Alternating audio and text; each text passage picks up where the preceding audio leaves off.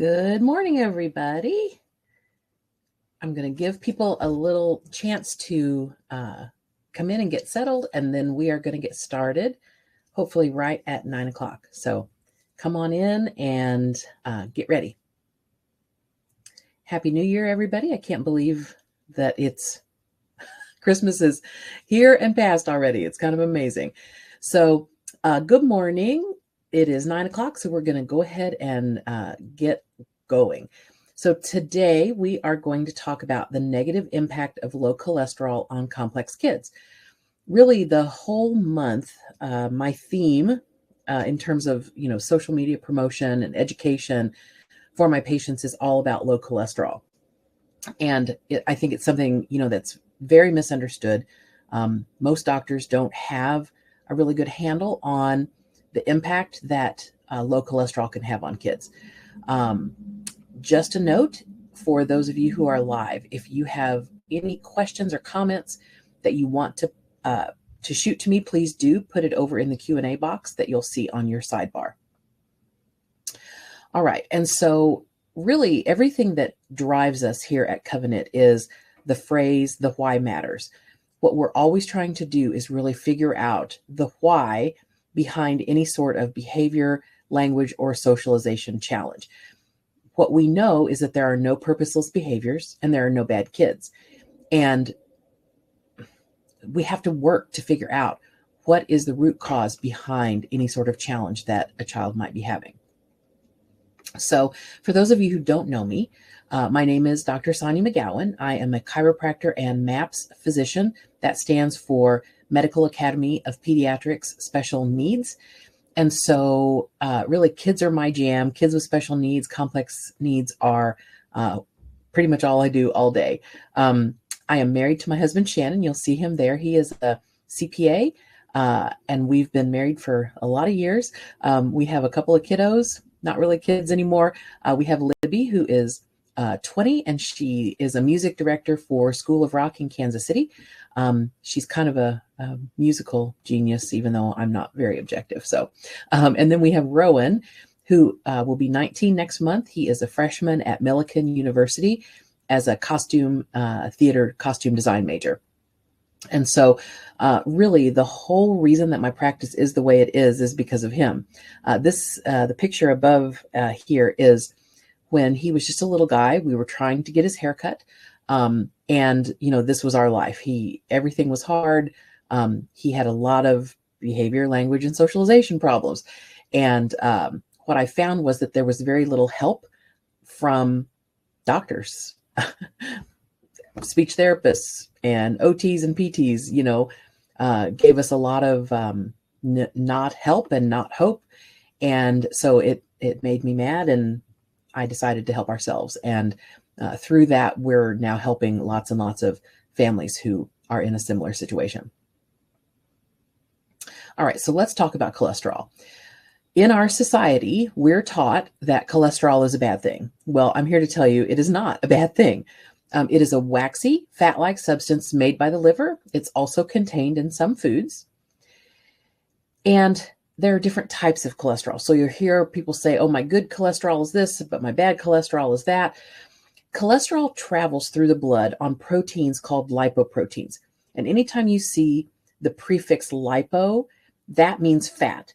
And so there are a couple of different kinds of cholesterol. There's LDL, which stands for low density lipoprotein. This is what people mean when they talk about the bad cholesterol.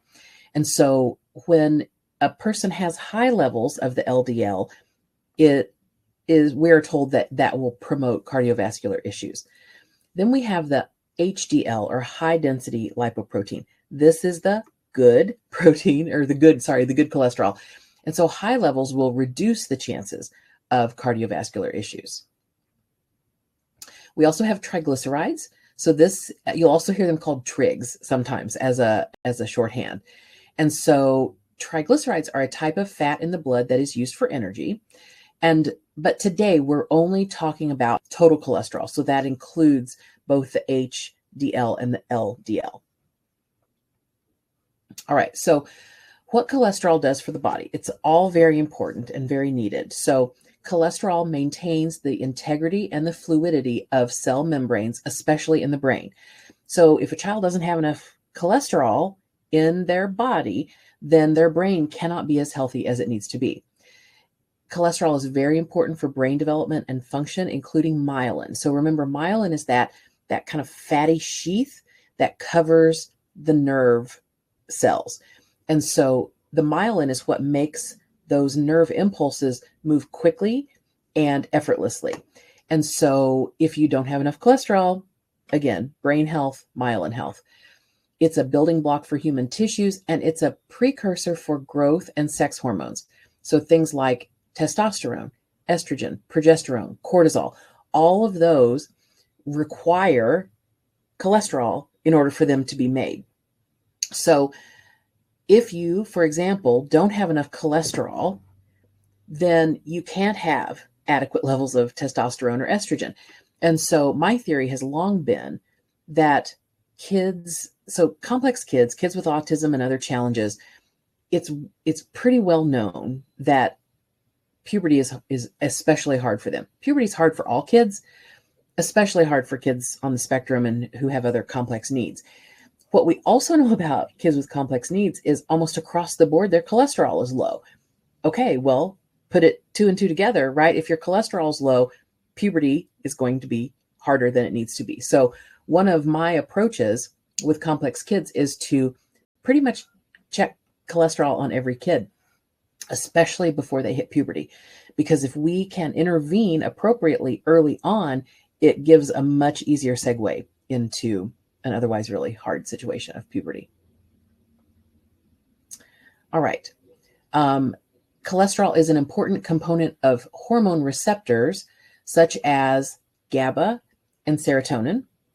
It assists in the bile production in the liver, and it helps make vitamin D. So here's another puzzle piece. Most kids in general, but definitely kids with complex needs, have really low vitamin D. All right, so what levels are considered normal? So our society tells us that cholesterol should really be as low as possible, right?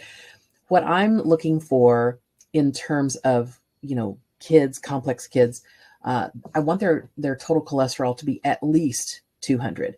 Our society tells us total cholesterol should be less than 200, LDL should be less than 100, HDL, or the good cholesterol, should be 40 or higher, and trigs should be less than 150. So again, what levels are considered low? When I'm looking at especially a kid with complex needs, anything under 160, I'm definitely intervening on.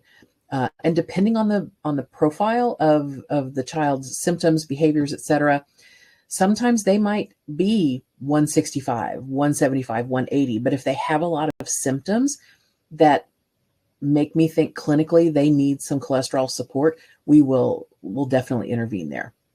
So what we see here is low normal is 160 to 130, moderately low is 130 to 100, and then very low is anything 100 or less. So why would cholesterol be low? So there are lots of reasons. We often see kids who have malabsorption. So their intestine just is not absorbing their food efficiently. And often this is due to what we call dysbiosis. So they have an imbalance of good and bad flora in their intestine. So maybe they've got an overgrowth of bacteria.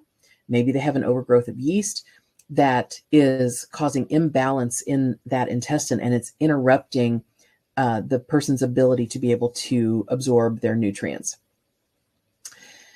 Cholesterol can be low because of deficiencies. So maybe there's a lack of the cofactors required to make cholesterol. Sometimes it's poor cholesterol transport, and kids with autism and kids with other complex needs are notorious for having very impaired transport systems. So things just can't get to the places they need to be in the body. Inflammation will drive cholesterol low, as will high levels of stress. And our kids are stressed, right? Even though they're kids and they don't really have anything to worry about, when you have complex needs, there's a lot to worry about. Life is very stressful. School is hard. Social interactions can be hard. They're generally not sleeping very well. They generally don't feel all that well. They're not pooping every day, right? And so that creates a lot of stress. All right, some other reasons why cholesterol might be low could be genetic causes. There is a disorder called Smith-Lemli-Opitz syndrome, SLOS. This is a genetic mutation in the final step of cholesterol synthesis, and the most severe symptoms are seen in the kids who have the lowest cholesterol values. So there's definitely a correlation with this particular genetic hiccup, that the lower their cholesterol, the worse their symptoms.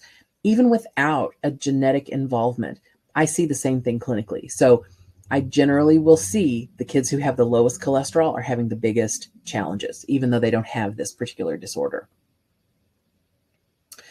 So cholesterol and autism specifically, a study was done at Harvard University that found that people with autism are twice as likely to have abnormal lipid levels. And other studies suggest that they might be 3 times more likely than neurotypical peers to have low cholesterol. Cholesterol in complex kids. So, I used to just really focus on kids with autism. Now, as things have evolved, I call it complex kids because it's not just autism anymore. And so in my practice, this is so common across complex kids, not just kids with autism, that I now, if I'm able to get a blood draw on a child, I check cholesterol on every kid who is having any sort of complex need or challenge, because it's just that pervasive. And when this is a situation that is at play with a child and we don't know it or we don't do anything about it, we're really, in my opinion, kind of treading water. We're not going to make the progress we need to make unless we address this. So let's talk about some symptoms. So let's kind of figure out, could this be part of what's going on with your particular child? So symptoms of low cholesterol can be sensory issues. It can be failure to thrive. So even in very small children who are identified as failure to thrive, this is something that definitely needs to be looked at. Because when you think about all the things cholesterol does, right? Hormones, brain health, right? These are kids whose total cholesterol should definitely be checked. We also see things like, mood issues, irritability, aggression, self-injury. We see delays around language and, other cognitive skills. We generally will see poor sleep. We see social skills challenges. Really, really common to see low muscle tone. And if you go to my website where we keep all of our webinars for replay, thewhymatters.net, you will see a webinar on mitochondrial dysfunction. Have a look at that, because low cholesterol and mitochondrial dysfunction really kind of go together. You have to have fats at the right levels in order for your mitochondria to make energy or make gas for your car, so to speak. And a really common sign of mitochondrial dysfunction is low muscle tone. A sign of low cholesterol is also low muscle tone. So definitely something that should be on your radar if you have a low tone kiddo. Other symptoms, again, with mood issues. So we have a lot of times kids who will show some depression symptoms, suicidal ideation. We have, kids who are identified as having behaviors consistent with bipolar disorder. So any of these things, if it's something that your child is dealing with, they definitely need to be screened for low cholesterol before they're just labeled and medicated for something like that. We will often see a late onset of puberty. And think about why, right? You have to have cholesterol to make testosterone, estrogen, progesterone, etc. And without adequate levels of those particular hormones, then you cannot have a normal timing of the onset of puberty. It's also really common to see severe menstrual symptoms in girls. And so, these are girls with pretty severe PMS, very severe cramping, irregular cycles, etc. And again, it's related to the whole estrogen, testosterone, progesterone issue around cholesterol. really common for us to see a lot of fat in the stool. We call that steatorrhea. So, because these are kids who are potentially passing a lot of fats out through their stool. Believe it or not, cancer, drug addiction are also closely related to low cholesterol. And so how do we increase cholesterol levels? Well, we can do it with diet. Things like eggs and dairy, red meat, shellfish, different oils, organ meats. Gross, but anyway, that's just meat grosses me out anyway. Sorry. So definitely dietary ways that you can increase cholesterol levels. But that's tough, right? Because so many of our kids with autism or kids with other complex needs are very selective eaters, right? They're not going to sit down and eat a plate of liver, okay? Or sardines, right? And so a lot of kids are selective, and a lot of kids have food allergies and sensitivities. When we look here at eggs and dairy, both of those are prime examples of things that are highly allergenic, or, foods that create sensitivities in our kids as well. So doing a dietary intervention can be great for some kids, but it's not the right answer for all kids. So what I tend to use, depending on the level of the cholesterol when I check it, if it is, particularly low, pretty much, 160, 165 or below, I always will use Sonic Cholesterol. So this was created as an option to safely raise low cholesterol levels using purified sheep's wool. So it's the only product of its kind. It's a great option for those who can't or won't eat eggs or other high cholesterol foods. Sometimes we use diet, depending on what their level is. But generally, I really rely heavily on Sonic Cholesterol.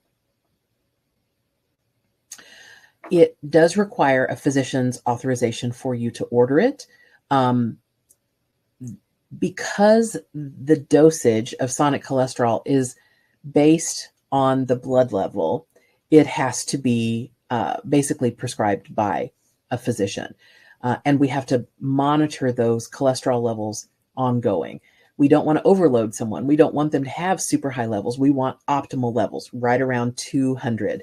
And so if you order this from New Beginnings Nutritionals, it has to be authorized by me. You can also buy it in my clinic because I've recommended it for you. Then it's approved for you to purchase directly from my clinic. So what have I seen in my patients after using Sonic Cholesterol or intervening with diet, whichever thing was appropriate for that child? What I have seen is really, really amazing results. I've seen increases in language development. I have seen drastic decreases in things like aggression and self-injury. We see better sleep. We see increased appetite. We see much more stable mood. We see much more stable cycles in women and girls.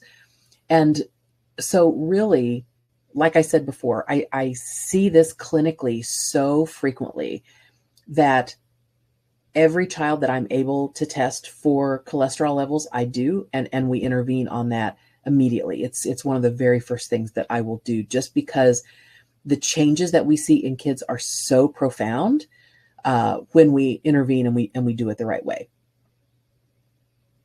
So if you're concerned about your child, it can definitely be a challenge to find a practitioner who understands cholesterol and its relationship to autism, puberty, mental health, and other behavioral challenges.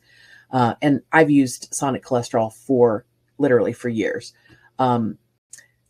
So if you're concerned for your child and you feel like this could be something that might be at play with them, I'm always taking new patients. I do offer telehealth. You can come to the office. The waiting list right now, somewhere between 3 and 4 weeks. I try really hard to have it not be longer than that. And if you feel like you need some support in this area, if you need a workup for a complex kid, then you can contact Brittany at covenantwellness.net. She is the person who handles all of my scheduling, and she keeps all those plates spinning for me. So it does require a blood draw. Let me tell you that. And for many kids, a blood draw is tough. What I'll also say about that, though, is that we are extraordinarily good at successful blood draws for kids who have complex needs, for kids maybe who aren't really excited about getting their blood drawn, who are scared. We're very, very good at it. We're patient and we're compassionate, and we try to go at the child's pace. We give lots of predictability. We offer numbing cream in advance as well, and so we've really got it down to a fairly pain-free process for the most part. Not that kids don't cry or get upset, but we're pretty good at managing blood draws for kids who are really struggling. So if that's something that you feel like might apply to your kid and you really want us to dig a little bit deeper into what could be going on around any sort of behavior socialization challenge, sleep issues, selective eating, mood issues, PMS, we're definitely here to help. People ask me all the time, do you work with adults? And yeah, we do. We will take select adults into our caseload. What I generally see adults for, a lot of women with hormone dysregulation, mood problems, thyroid issues. So, any kind of, if you just aren't feeling yourself, you're not feeling right, and you're an adult, we can definitely dig in and do the right labs and figure out what is appropriate to help unravel that. So, and then again, same with the kiddos. So we really rely heavily on labs to guide us to figure out exactly the right interventions. Because remember, the why matters. We're trying to always figure out what is going on in their chemistry that is promoting any sort of challenge that they might be having, whether it's behavioral, language, socialization, mood, sleep, eating, any of that. Constipation, again, a big one. So those are all things that we're really, really good at kind of digging in and figuring out. So there you go. That's more information on low cholesterol. Do not forget that on Monday, I think at 1:30, I'm doing a Facebook Live, and we're going to be talking a little bit more about sonic cholesterol and low cholesterol and complex kids. So if you can't think of a question right now and it comes to you over the weekend, just join us on the Facebook Live on Monday at 1:30. And of course, if you ever have any questions at all, my email address is drsonia@covenantwellness.net. I do my best to get back to you as soon as I can. Generally, I'm back to back with patients most days, but I will always get back to you. So I'll give you just a minute here if anybody has any questions before I let you get on with your day. So if you have any questions, drop them over in the Q&A box for me. We will have another monthly webinar next month. I believe it's the first Friday. I think that's February 2nd. I'm going to be talking about selective eating and ARFID. So if you know a family who has a child who is a very, very selective eater or who has been diagnosed with ARFID, definitely pass the word along. Let them know that I'll be doing a webinar about that on Friday, I believe February 2nd. I will also follow that next Monday with a Facebook Live talking about it as well. So any questions at all, you can hop on to the Facebook Live and we can talk about anything, but that will be kind of our central theme. So, all right, guys, if there are no questions, I thank you for joining me. There will be a replay for those who registered.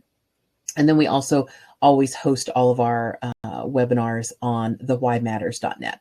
So I hope you guys have a great weekend. Happy New Year. And thanks for joining me. Have a good day. Oh, wait, I think I see a chat. Hang on. Hi, Laura. Do I have to have Facebook to join the Monday meeting? Yes, it is hosted on Facebook. Yeah, sorry. It'll be on the Covenant Wellness Facebook page if you can find a way to connect and jump on. So, all right. Any other questions before I let you go? All right, guys, have a good weekend. Thanks again for joining me. Talk to you soon.